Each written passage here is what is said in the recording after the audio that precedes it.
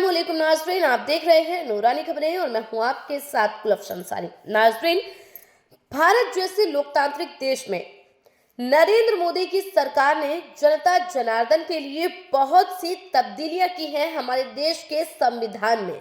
जी हाँ, इन बदलावों को हम संविधान में संशोधन के नाम से जानते हैं और कई तरह के नियम कायदे कानून भी बनाए गए जिसकी जरूरत ना तो देश की जनता को थी, ना ही उनके व्यापार को और ना ही देश के विकास के लिए ये ज्यादा आवश्यक था, क्योंकि जिस तरह के नियम कायदे कानून मोदी सरकार देश की जनता पर थोपे जा रही थी उससे देश की अर्थव्यवस्था कई बार चरमराई, जिससे देश का निम्न वर्ग कई बार लड़खड़ाया।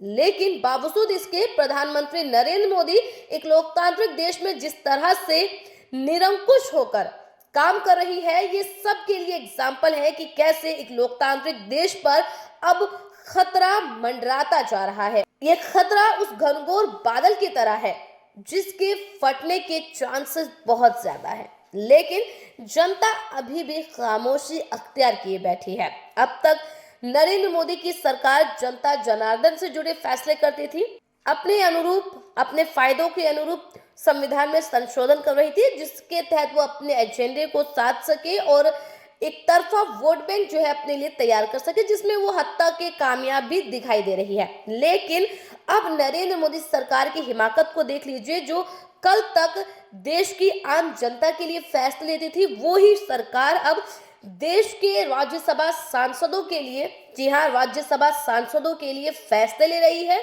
वो भी उनसे बिना परामर्श लिए, बिना उन्हें नोटिफाई किए, बिना उन्हें उनके ख्याल में रखे कि हम जो है इस तरह की तब्दीलियां आपके लिए कर रहे हैं।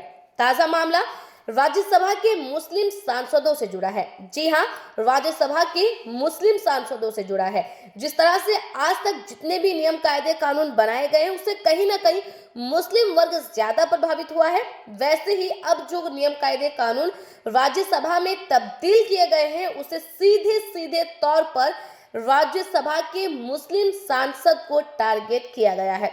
बता दें कि आज से 1 महीने पहले तक राज्यसभा सांसदों को हर जुमे की नमाज के लिए आधे घंटे का टाइम एक्स्ट्रा मिलता था।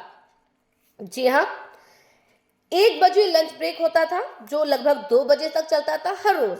लेकिन जिस दिन जुमे का दिन पड़ता था उस दिन ये जो लंच ब्रेक है इसकी अवधि, इसका टाइम पीरियड जो है आधे घंटे बढ़ा दिया जाता था, ताकि जो मुस्लिम राज्यसभा सांसद है वो जुमे की नमाज की अदायगी कर पाए। लेकिन अब ये खुलकर सामने आ चुका है कि मुस्लिम राज्यसभा सांसदों की ये छुट्टी कटौती कर दी गई है, इस छुट्टी को काट दिया गया है, यानी कि अब सिर्फ और सिर्फ लंच टाइम जो 1 से 2 मिलती थी वही रहेगी और जुमे की जो स्पेशल नमाज के लिए आधे घंटे का डिले दिया जाता था वो अब नहीं दिया जाएगा। क्या है पूरा मामला, आइए आपको बताते हैं। संसद सत्र के दौरान राज्यसभा में हर शुक्रवार की नमाज के लिए मिलने वाले 30 मिनट ब्रेक के नियम को खत्म कर दिया गया है।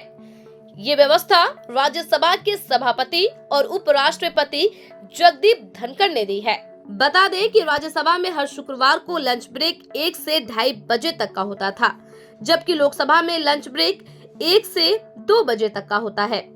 राज्यसभा में अतिरिक्त आधा घंटा, यानी कि राज्यसभा में जो एक्स्ट्रा आधा घंटा नमाज के लिए दिया जाता था। दरअसल 8 दिसंबर को डीएमके सांसदों ने राज्यसभा में मुस्लिम सांसदों के लिए जुमे की नमाज का ब्रेक का मुद्दा उठाया। इस पर सभापति धनखड़ ने बताया कि 60 से 70 साल से चले आ रहे नियम में अब बदलाव हो चुका है। लोकसभा की तरह अब राज्यसभा में भी नमाज के लिए ब्रेक नहीं दिया जाएगा।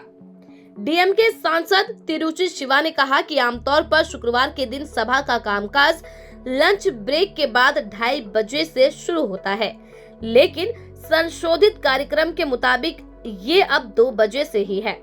ये निर्णय कब लिया गया, इसके बारे में सदन के सदस्य नहीं जानते कि ये बदलाव क्यों हुआ। इस पर सभापति ने कहा कि ये बदलाव पहले ही मेरी ओर से किया जा चुका है। लोकसभा में कार्यवाही 2 बजे से होती है। लोकसभा और राज्यसभा दोनों ही संसद का हिस्सा है। काम में समय में समानता हो, इसलिए मैंने पहले ही इस बारे में नियम बना दिए थे। उपराष्ट्रपति के स्पष्टीकरण से डीएमके के मुस्लिम सांसद एम मोहम्मद अब्दुल्ला ने नाराजगी जताई। अब्दुल्ला ने कहा, सर, हर शुक्रवार को मुस्लिम सदस्य नमाज पढ़ने के लिए जाते हैं, इसलिए इस दिन सदन शुरू करने के लिए 2:30 बजे का समय निर्धारित है।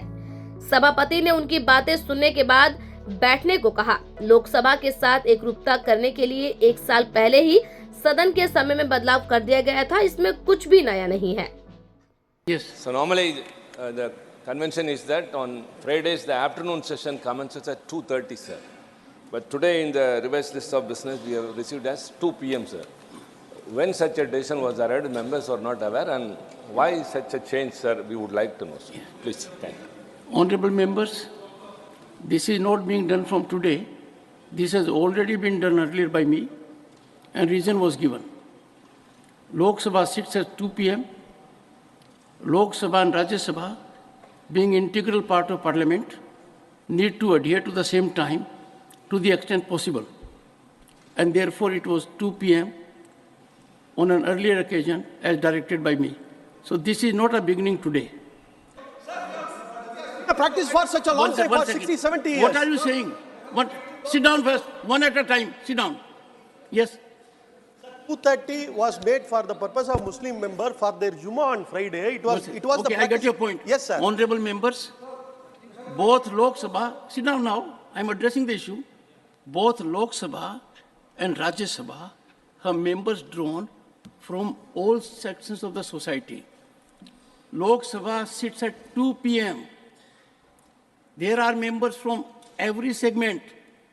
Consciously, after due deliberation, I had effected it, indicated to the House, and this was already in place on the last session. तो सुना आपने, कितनी बेबाकी से सभापति ने कह दिया कि ये नियम उन्होंने 1 साल पहले ही बना दिया था, और आज तक जो है राज्यसभा के मुस्लिम सांसदों को ना ही किसी और सांसद को इस बारे में जानकारी थी कि इस तरह के नियम कायदे कानूनों में तब्दीली की गई है, और एक और झटका जो है मुस्लिम समाज को देने की कोशिश की गई है और लगभग दे भी दिया गया है, क्योंकि नमाज का समय कैंसिल कर दिया गया और इसकी जो वजह है ना तो बताना ही मुनासिब समझा गया और ना ही उनसे ये जानकारी ही ली गई कि जो हम संशोधन कर रहे हैं ये आपके हिसाब से कितना सही है, कितना गलत है।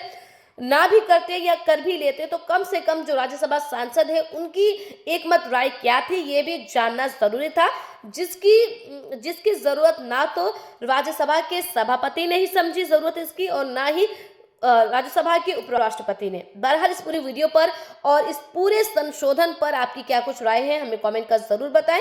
वीडियो को लाइक करें, शेयर करें ताकि ये एक और खास मालूमात जो है ज्यादा से ज्यादा लोगों तक पहुंच सके।